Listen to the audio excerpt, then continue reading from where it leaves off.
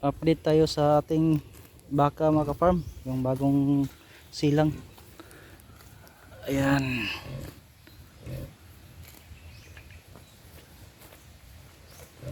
malapit na ito mag 1 week. Sobrang ano na, liksi.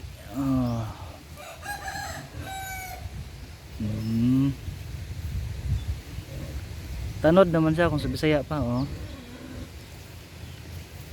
Nagpapahawak, ayan, lakas. Ang bilis tumakbo yung inahin natin, oh. Pinastol muna natin. Kakainom lang yan, kinuha ko yan galing doon sa malayo. Tapos pinapainom natin ng ano, sisikal powder na may kasamang darak. Yun yung pag-ano natin sa kanya kasi wala tayong kumpay.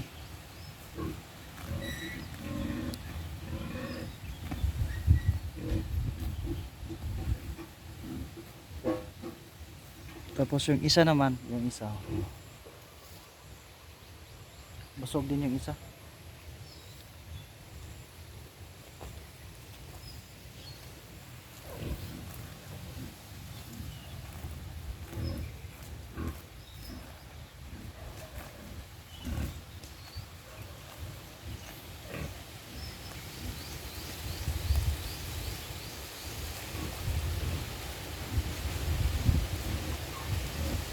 Yan.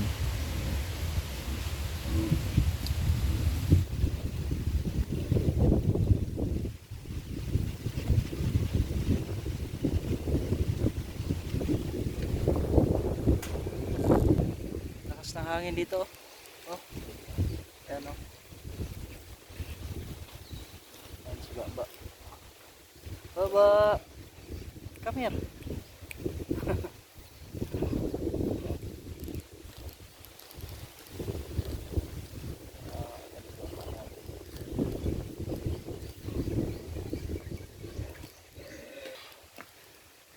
Hili. Ay, Dre, hili. Ang tawag natin sa kanya si Miray. Si Miroy pala, si Miroy. Kay lalaki man. Alay, Miroy. Alay, Roy. Si Roy Roy ni, si Roy Roy.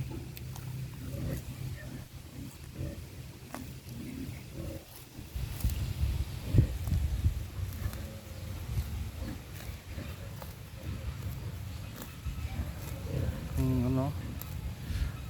Bitay kayo og kuan, pusod.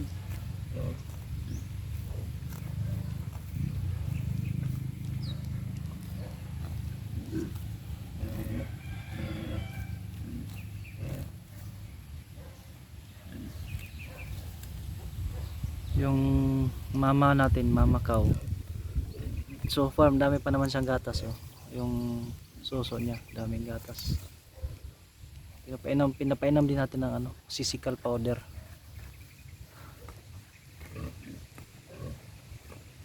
para madami pa rin siyang ano, gatas. Tapos nilagyan natin darak yung ano niya, tubig.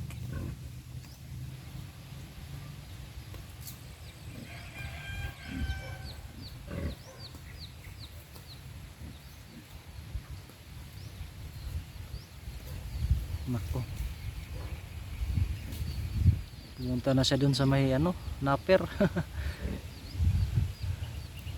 Pag nag ano na yan, pag nag 2 months or 3 months, marunong na yan kumain.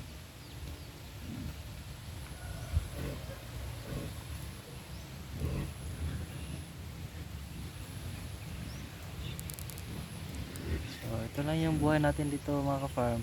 Yan, yung tanim natin na saging dyan, no? Matataas na, malalaki na rin. Yan, yung may bunga doon, isa lapit ng harvest. Tapos yung mga niyog natin, yan, lapit na rin, may ma-harvest na rin tayo dyan after 2 months kasi kaka-harvest lang natin this month, January. So mga April, tama na yan, pwede mag-harvest ulit tayo dyan. Mahal pa naman kupras ngayon, 70 plus, 74. Yung last ko na benta is 54 pa yon. Sa 800 umabot ng 10,000 yung ano natin income doon sa 800 piraso.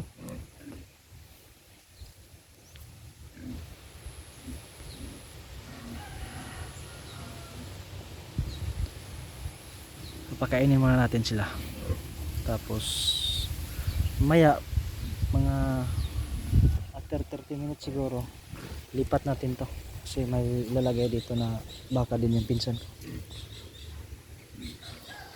Papaubos muna natin yung mga damo dito.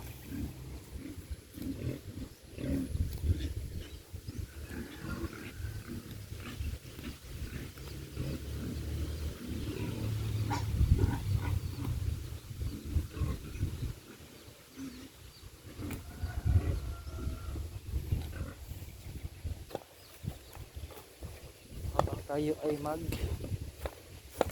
linis ng kulungan ng baboy,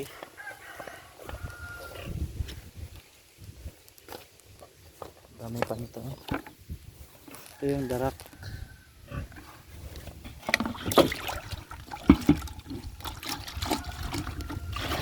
Pero hindi yan masasayang kasi mamaya kung saan ko yan ilalagay ko rin to para inumin din niya. Ito, ubusin niya yan.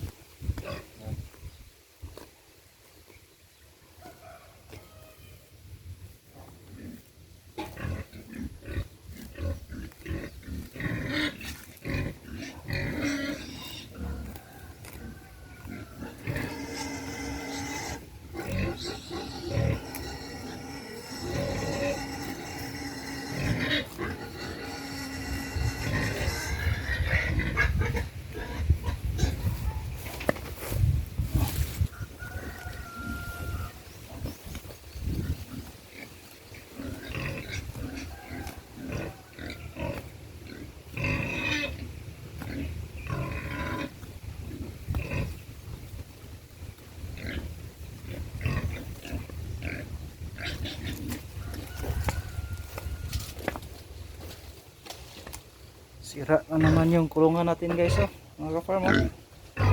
May nasakir ng dalawang to. Bukas kukunin na to kasi litsunin to sa Sabado. So mawawala na to bukas. Sa Sabado pala, tapos sa Linggo i-repair natin yan. Sa Linggo na to i-repair.